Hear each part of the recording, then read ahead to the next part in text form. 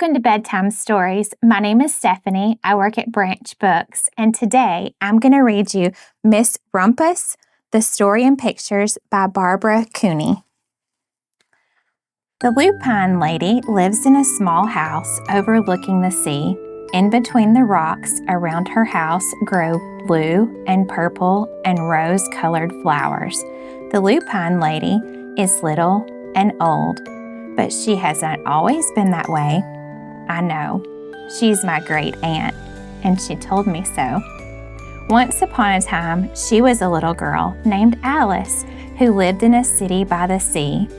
From the front stoop, she could see the wharves and the bristling mast of the tall ships. Many years ago, her grandfather had come to America on a large sailing ship. Now he worked in the shop at the bottom of the house, making figureheads for the prows of the ships and carving Indians out of wood to put in front of cigar stores.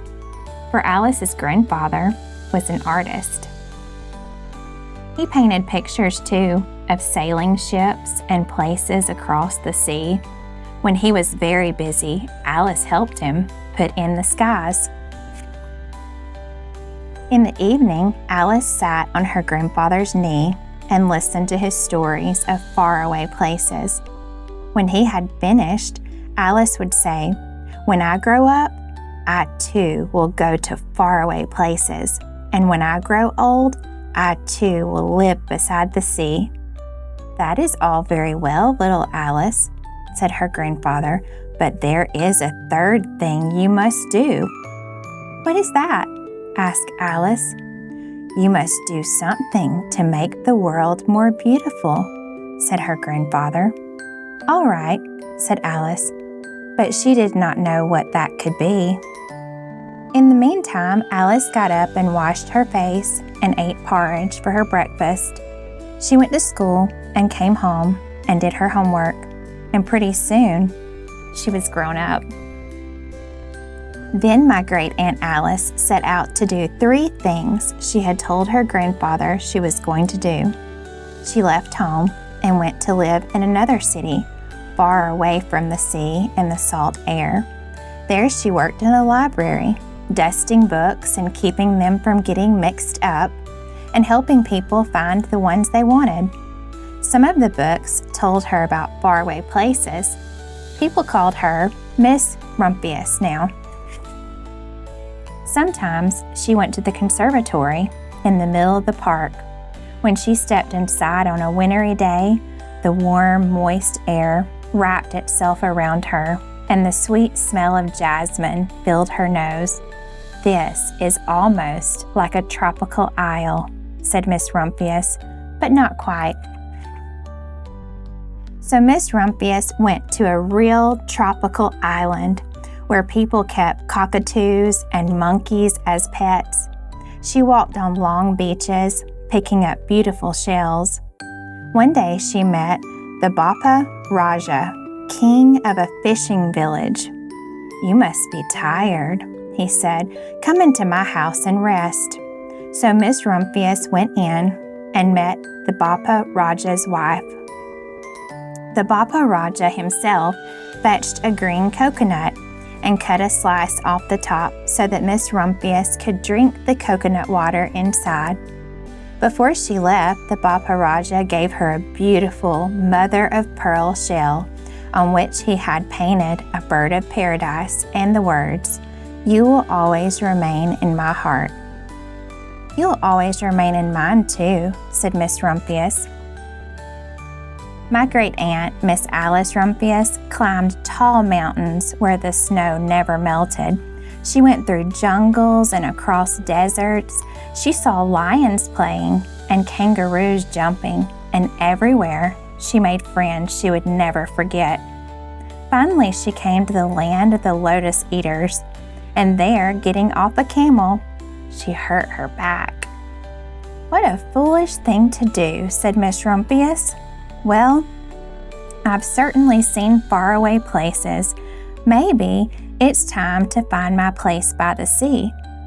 And it was, and she did.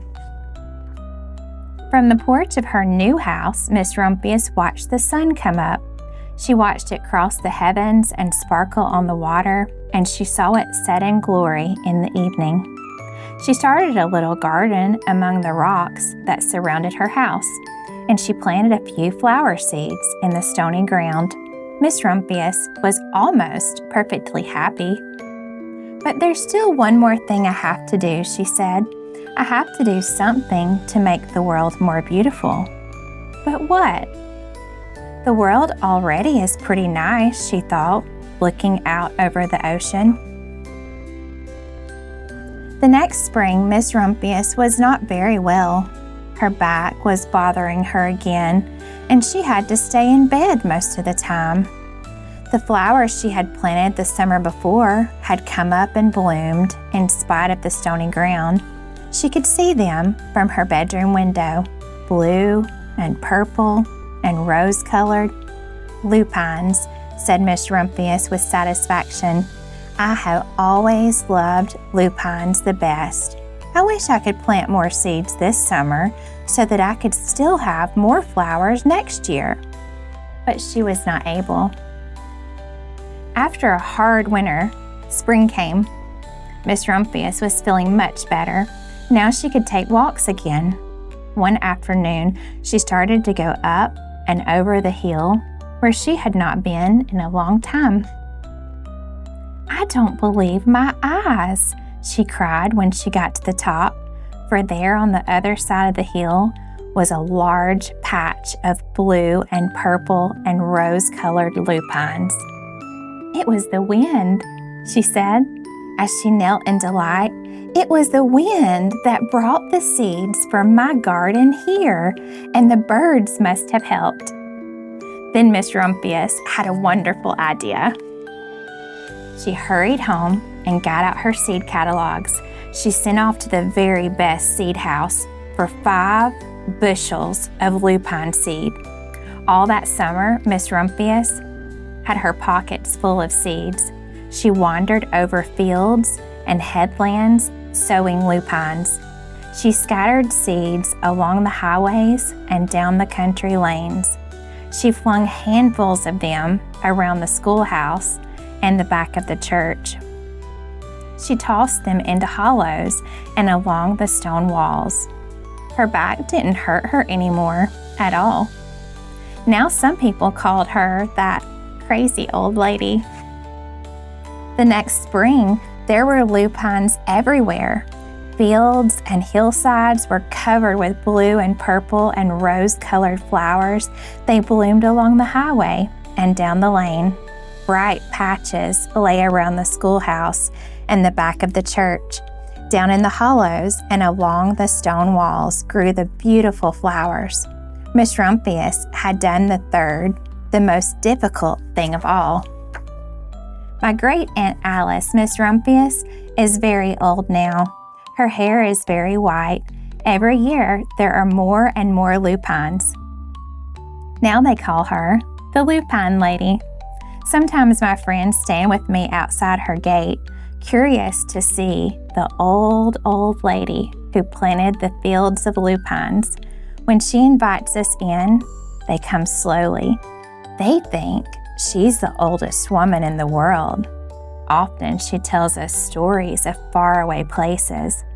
When I grow up, I tell her, I too will go to faraway places and come home to live by the sea.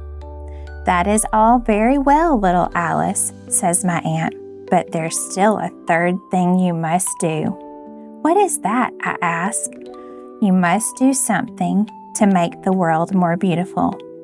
All right, I say, but I do not know yet what that can be. The end. See you next time.